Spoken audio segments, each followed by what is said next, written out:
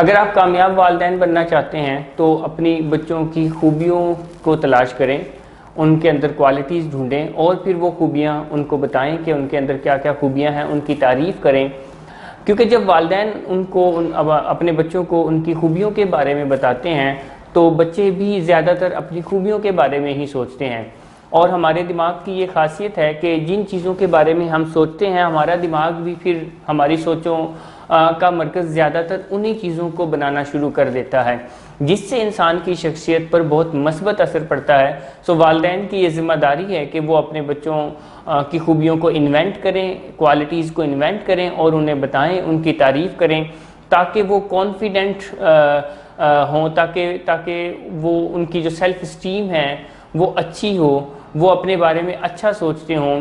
और ये चीज़ इंसान को कामयाब करने में बहुत ज़्यादा ज़रूरी है।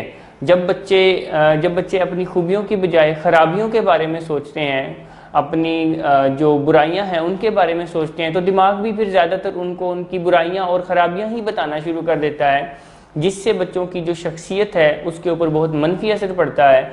और अमूमन वो बच्चे फिर टॉक्सिक शेम का शिकार हो जाते हैं।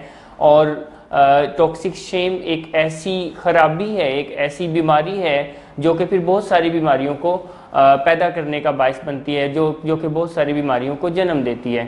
सो तमाम वालिदैन जो कामयाब वालिदैन बनना चाहते हैं तो वो इस पॉइंट को ज़रूर फॉलो करें कि वो अपने बच्चों की खूबियों को इन्वेंट करें, तलाश करें और फिर रोज़ाना की बुनियाद पर दिन में कोई 1 से 2 दफ़ा अपने बच्चों को बताएं कि बेटा आपके अंदर ये खूबी है, बेटा आपके अंदर ये एक बहुत अच्छी चीज़ है, ताकि वो उसी के अकॉर्डिंगली आगे बढ़ सकें।